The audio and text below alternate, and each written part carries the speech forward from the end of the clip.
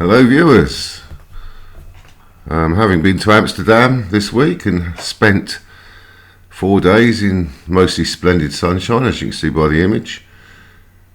I'm back now, and if you're reading this from the blog post I made or watching this video via the blog on my Fast Playing Casinos front page, welcome to the video.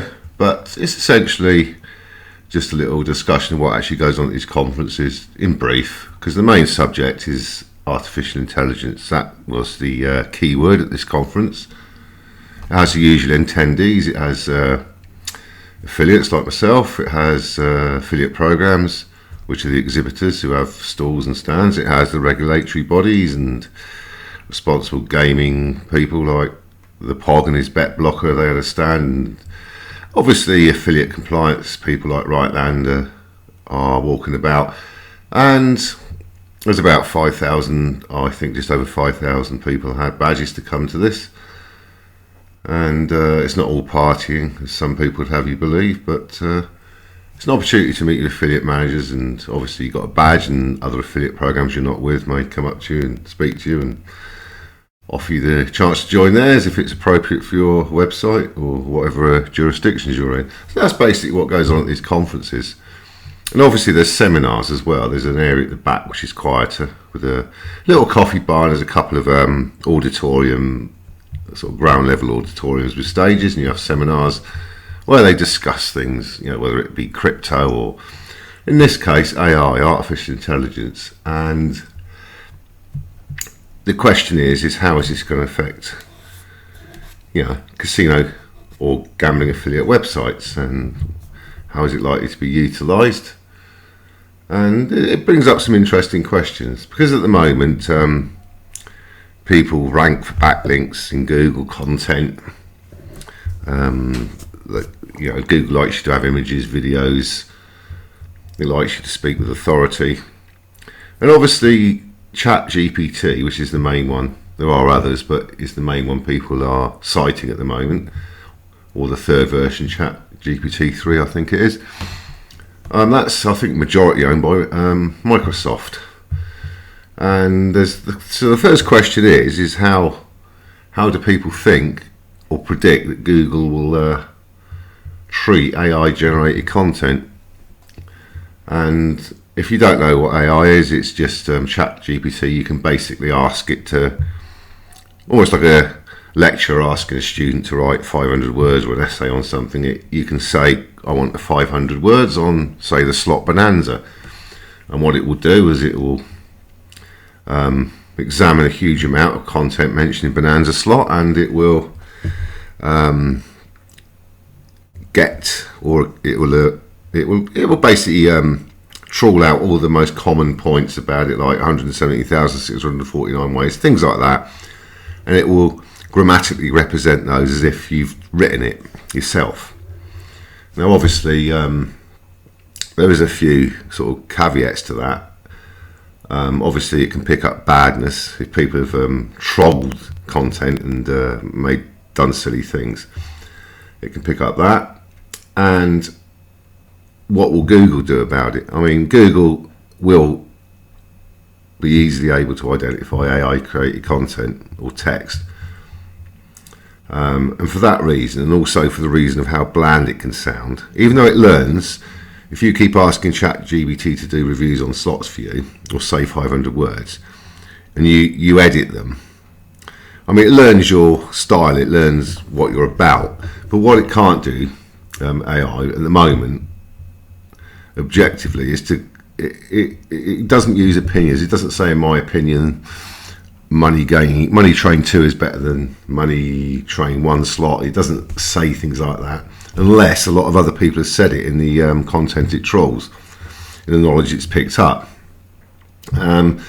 So at the moment, people are essentially suggesting they'd use it to increase the amount of content they got, but there'll be some human intervention, and that's my opinion. If I asked it to write 500 words on a slot, I would then read through it and say, and add terms like I believe, or in my opinion, or in comparison to.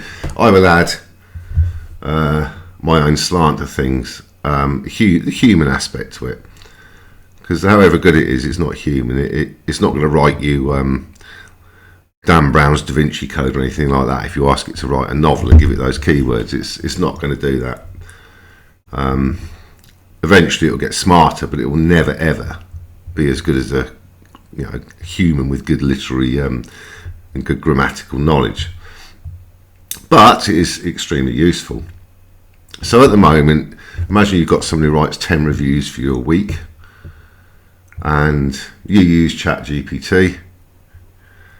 This person could probably then produce 50 reviews, because in the time it takes them to do one review off his or her own back, they could then have that in that same time. They could edit and put human intervention into, say, 5 ChatGPT generated reviews, and it would just be a matter of skim reading them and changing a few sentences around, adding a few more adjectives and a few opinions.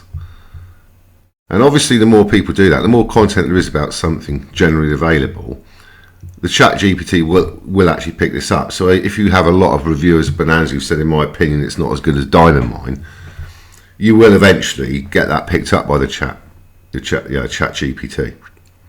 And it learns from what's out there, the general gist of what's out there, and it learns from the content supplied from it, using it by people like me who've changed it, and how people have changed it, and it learns, it gets smarter. But that's what it will do. It will basically mean more content, not necessarily better content. It will enable you for the same cost to create a higher volume of content, but there will be obviously at Google, I predict in the next sort of 12-18 months, Google will start establishing an algorithm that will know ChatGPT, it will know its style, and I think it will reward people who've edited it or added to it rather than just used it in its version format that it comes to you in. So I think that's what will happen, but Google will be keeping an eye on it. But at no stage do I think it will be able to write an objective slot review, compare it to other slots, etc., on its own without human intervention. But like I said, it will increase the volume of work you can do in any given hour. Because like I said, you could probably edit and publish 5 articles that it's generated in the time it took you to do one. So that's what will happen. There's also another more comical aspect to it. I'll give you an example. Let's say slot developer was going to bring out a new slot called, let's say it's going to be called, I'm trying to think of one we haven't had. Let's say it's going to be called Big Buffalo Megaways. Now, say only 10 of us knew that game was going to be released. 10 slot reviewers who had the information first, even before they'd even seen the game, but they knew a title called Big Buffalo Megaways was coming out.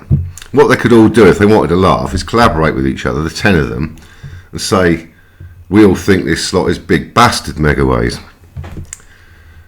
Now imagine a little while later when they've done this and put this content or these posts out there. Let's say the next tier of reviewers get hold of it when it's, say, released to the slot developers' client accounts, for example, and you've got, say, 100 casino affiliates who've got access to that. They might all have the same idea, and those 100 people say, can you, ChatGPT, can you write me something, 500 words on Big Buffalo Megaways? And what it will do, because all the previous content has called it Big Bastard Megaways, it would put that in your review. So the tier 2, the 100 people who get it next, would all have to look at that, and obviously, if they had any sense, they'd edit that out and they'd change it before they publish their copy. So let's move on a little from that. Now, the level 3 of these people, say another, not really hugely keen affiliates, but ones who sort of earn a bit of money, but maybe they don't pay much attention to running their pages. They just do it as and when they can be bothered. So say that third tier, and say there's 200 or 300 of them, suddenly get, you know, suddenly become aware of Big Buffalo Megaways, they will get actually a decent review, because by then ChatGPT would have learnt from the second tier of 100 people that you don't use the word Big Bastard Megaways in it. You just call it by its proper name, Big Buffalo Megaways. So they wouldn't get the issue. That's just an example of how it works and how it can be trolled, and how, you know, you could do it for a laugh. If you knew a slot developer's going to bring out a game and no one else did, and you were the first person to write about it and you wrote silly things, that's what will get picked up initially. And like I said, once the GPT has learnt from the material out there that it's inappropriate and it's been changed by the next people who reviewed it, the people after that will get a more sensible bit of content. But it's quite funny when you think about it, and that is an issue. It can pick up offensive content from anywhere that mentions those keywords that you ask it to write content for. So yeah, that's the future of it. It's going to be interesting to see how it pans out in terms of SEO. How capable will search engines be of spotting AI content? If so, how capable will they be of tiering it to say, well, this is just pure AI, this is sort of secondary where someone's used it but put an individual slant on it and amended it and added stuff to it and opinions and that. And then obviously original content which isn't ChatGPT generated. How will they distinguish between it? How effective will they be in doing so? And what effect will that have on people who use it? It's going to be interesting to see what comes up. Obviously there's people at big affiliate sites and big companies that are paid to SEO staff, they're paid to know this stuff or work it out from what's ranking and how it's ranking. But it will be extremely revealing in the next year to 18 months how Google especially treat it and how effective they are at spotting it. And you'll probably have people approaching you saying, oh, beat the negativity Google give to us, to GPT generated content, AI generated content.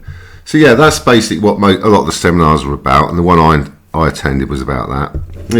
And it's a lot of it's speculation at the moment, but there's two consistent facts to it. One is reviewers are going to find it very useful, and two, it won't mean reviewers go out of business. If you're a paid reviewer for something, in fact, you'll probably have even more work, because whereas an employer who contracted you to review games might expect you to do the 10 biggest releases of the week, they can now expand that and have you say do the top 50 or the 50 most prominent slots of the month that have come out, or the week. And they can have you doing all of those in the same time, but instead of doing a lot of typing, it'll be a bit more reading and editing. So the reviewers don't have to worry about it, I don't think.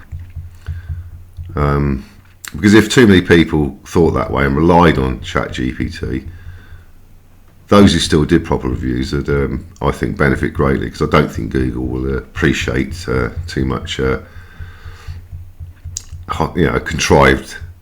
contrived content. Anyway, that was the main crux of the meetings here, or from my point of view. It was a good conference. The sun shone every day, contrary to what I thought it was going to be. I took a jacket with me, never needed it. It's quite busy, quite convivial, and learned quite a bit. And thank you for watching this video. I'll be back with you soon.